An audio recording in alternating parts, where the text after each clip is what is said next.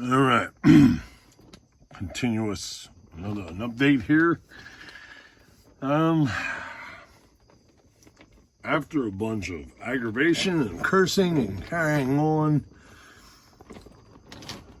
number 2 cylinder spark plug and ignition coil are replaced.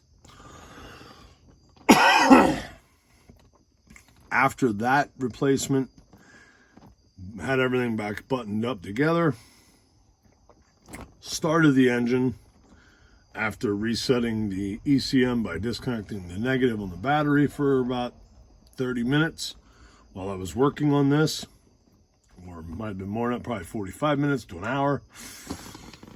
Hooked up the battery, primed the fuel line, made sure I had no leaks on the fuel rail on the passenger side, and then fired the engine. Seemed to be running all right. Went up front, and I had the air filter and this piece off, and I was letting it go through its warm up from cold to normal operating temperature with the reset of the ECM. And then I thought, well, let me put this back on. So when I went to put the air filter cone and the air filter back on, it really made this thing run. It like idled down like it was gonna stall until I got this on, and then it came right back up to normal idle. Then I put this piece on, didn't create no issues. So was letting it run, but I didn't want it getting too hot because I still wanted to try to do cylinder 4 and 8. So I shut it off, and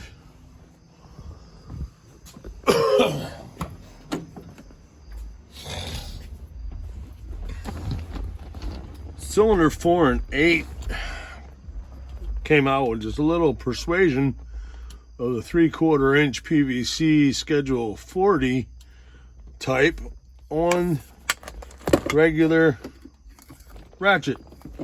That's all it took, a little extra leverage, and they both came right out with no problems. Now this one here,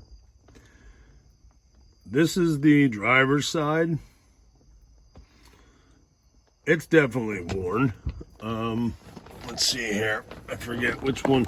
I think it might have been this one.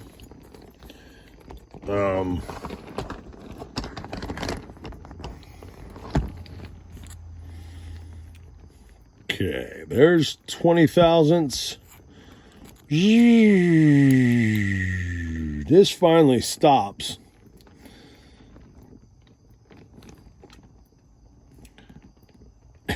At 69 thousandths. Plugs for this vehicle, for this Ford, it's supposed to be 54. So plugs are definitely worn.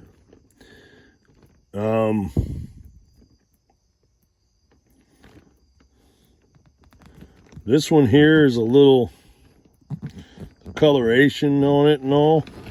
But then I think if we compare that one to cylinder 4,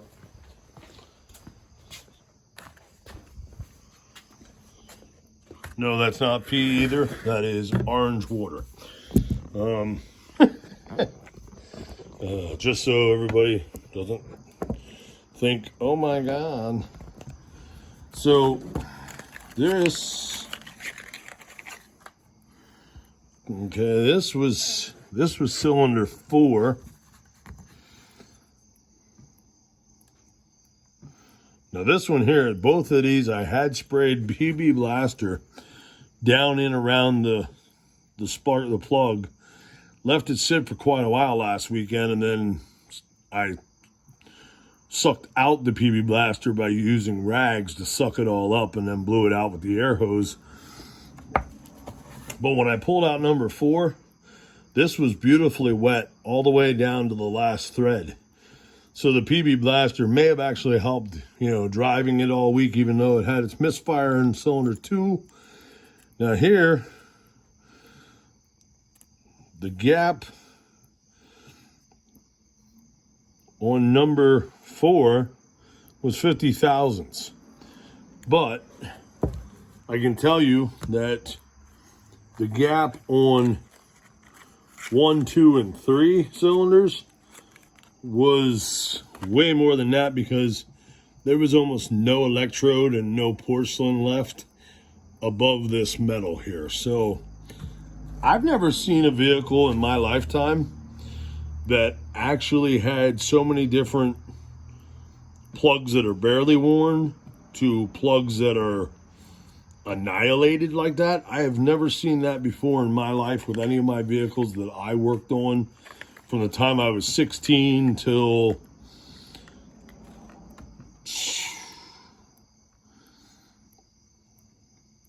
age 16 till I was probably in my late 30s. I have never seen so many the plugs look in different variations like that. I'm really not sure.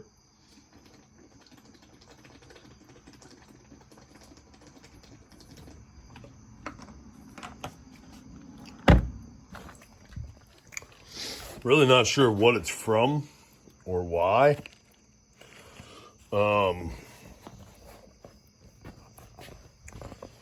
Actually, I'll see something here quick.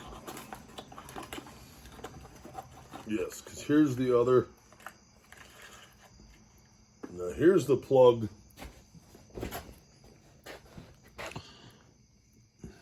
This is the plug that was only in for a week. And this, come on.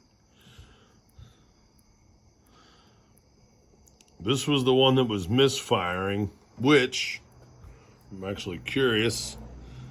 Let's see what the gap is on that now. Gap showing 50 thousandths.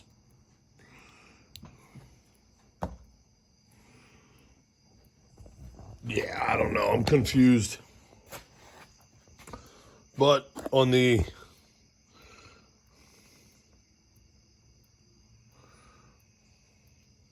restart, after doing cylinder 2, I'm thinking that brand new coil and or the plug had issues. So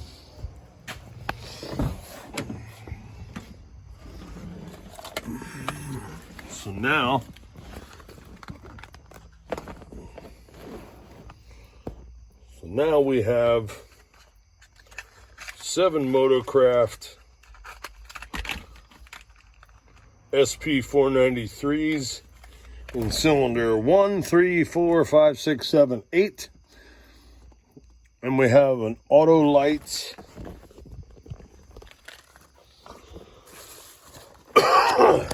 We had auto lights in all of them when I started this.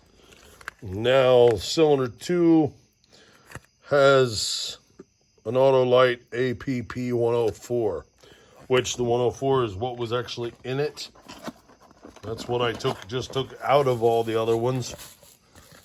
That's what was in them. Auto light 104s.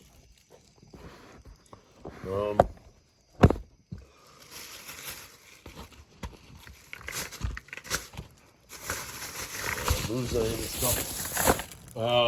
So yeah.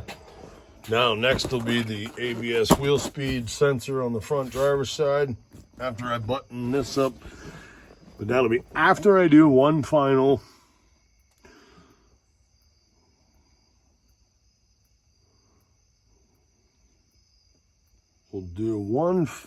startup here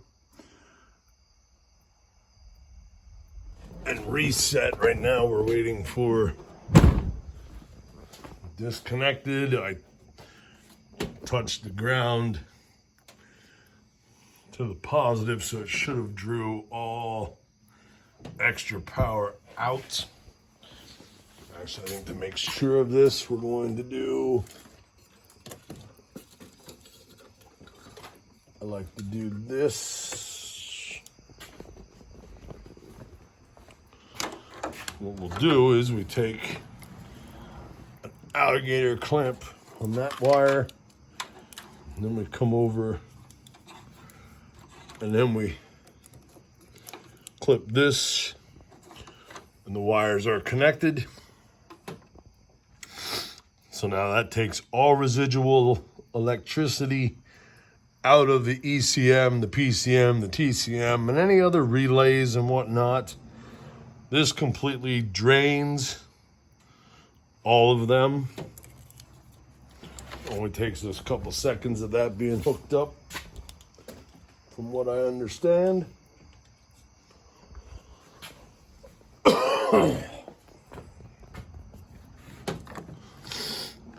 So now we will hook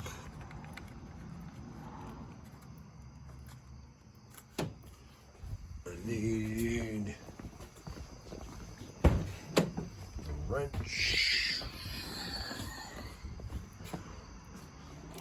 We need the 8mm.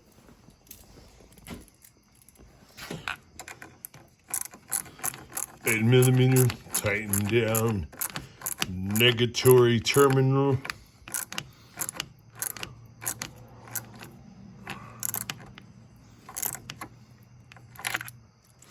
She is tight, and everything else is buttoned up. All that's back together. Okay.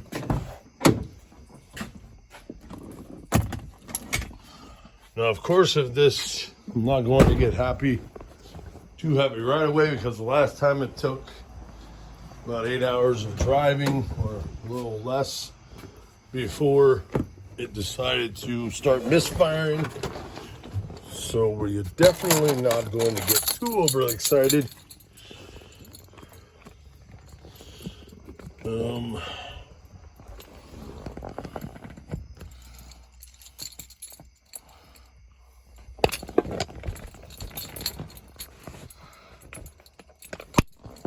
Put you there, hopefully you can see.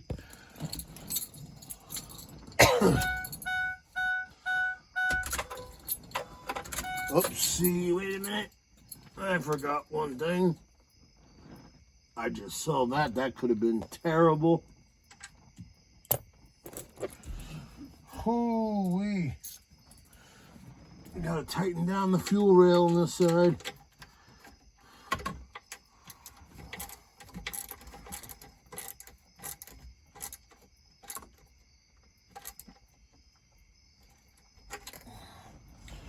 I only loosened that one in the back.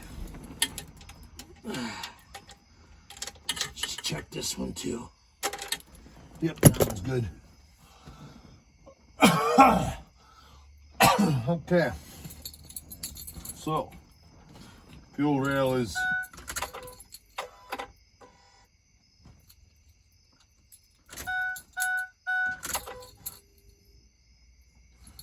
and away.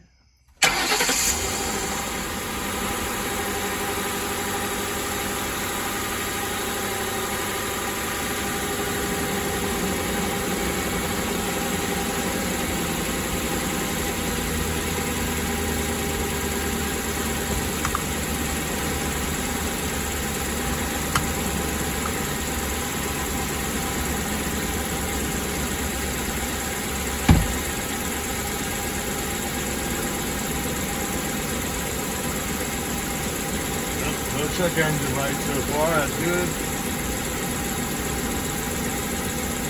Now we will let it go through its parameter resetting of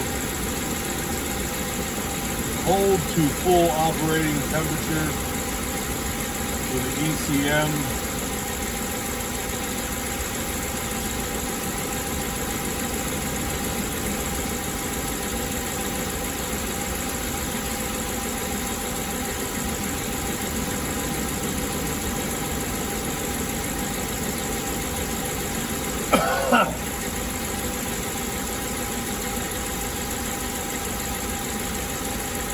This they say you take 15 minutes, you just let it run for 15 minutes. And by that time, the throttle position sensor and the idle and everything else will calibrate, get to proper idle for the RPMs for idle. So of course I won't sit here with you for 15 minutes, that we're already at 15 minutes. So we will not do the rest of the 15 minutes, but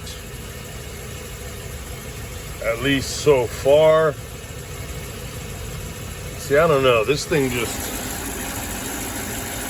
I mean, it was misfiring and it was idling rougher than normal, but with 173,668 and a half miles on the odometer,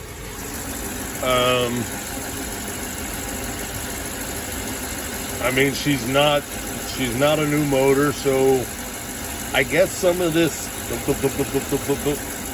is probably expected, and being with all the new parts that I've put on her, I mean, I still have to do, there's upstream O2 sensor driver side, upstream O2 sensor passenger side, and then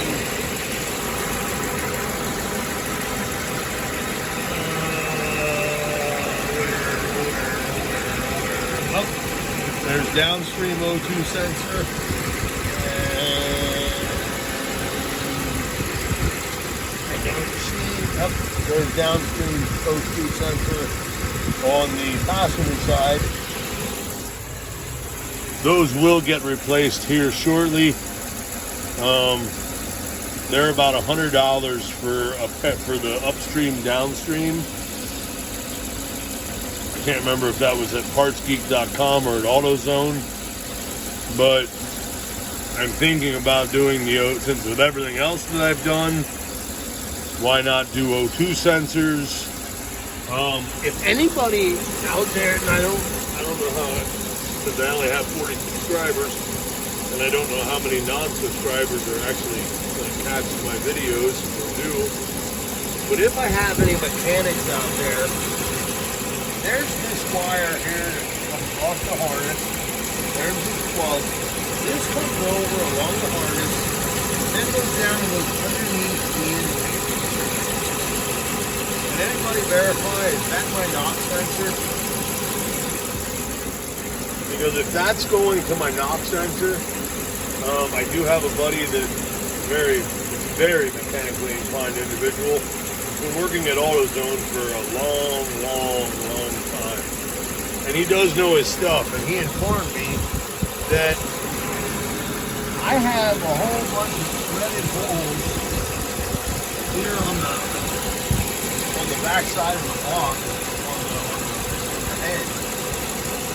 And that, like right there's one, I could technically just get a new knock sensor, and all I have to do is get a bolt that fits that thread, and I can bolt a knock sensor anywhere on the back of the motor here, and it will work and read and register correctly.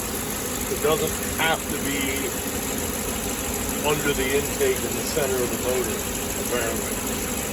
Even though that's where Ford engineers would tell you it needs to be, it doesn't. So, but yeah, if anybody can verify if that is my knock sensor, if it is. But other than that, I mean,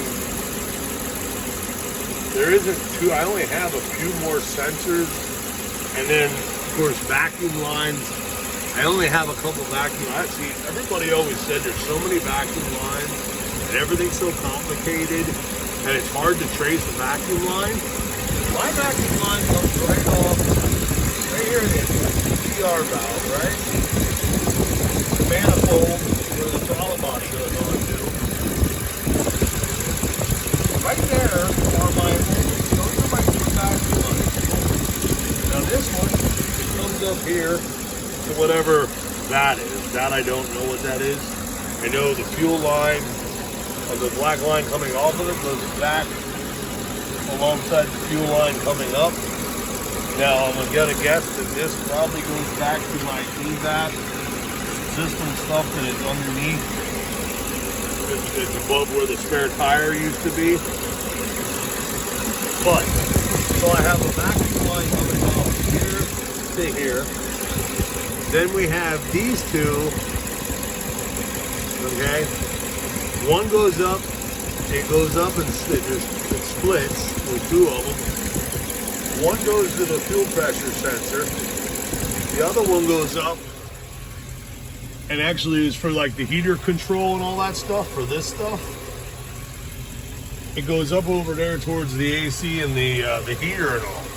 Now the other one comes up here, comes down, and goes over to the EGR valve. So there really isn't that much in the way of vacuum, so I'm thinking I might actually replace some of those vacuum lines as well, or replace all of them.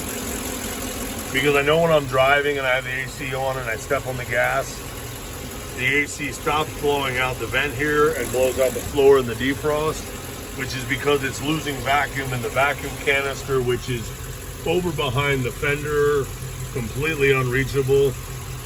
I do have a check valve to put in up front, but I never got around to it.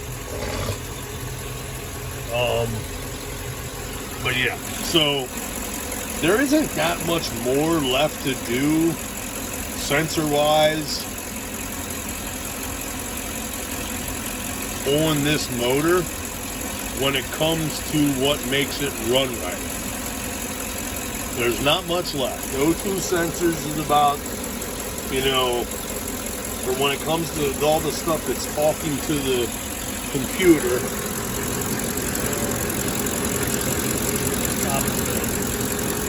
There's cylinder 4, get some oil. But, so I did win, and I got, you know, like I said, with the spring, the PV blaster, it's soaking down into the threads. And then with just a little 3/4 inch PVC extension, Mr. Leverage. And that's all it took to break those loose now, this weekend. Now last weekend, the way I was leaning on that ratchet without the leverage, I'm gonna guess that spraying them and letting them soak and run for a week, cool down, heat up, definitely helps. Because they were really seized last weekend. But we're halfway to we're almost up to running full temperature already. We're idling pretty good. Air compressor kick on. Good timing, air compressor, good timing.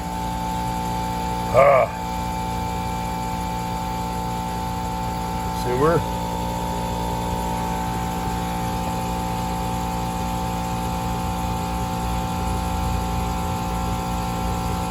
See that tachometer, that thing's not moving. That thing is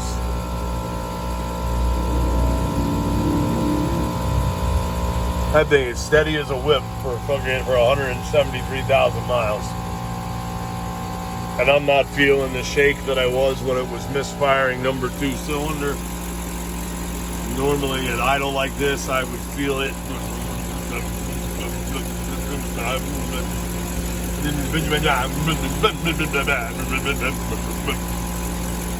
But I'm not feeling that. The motor does have some shakeage to it, but then again, hell, the motor mounts might be worn for all I know.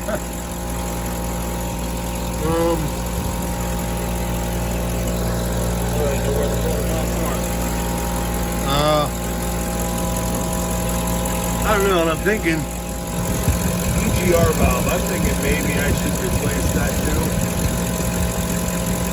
I don't know, with everything else I've replaced, why not do a few more parts? So,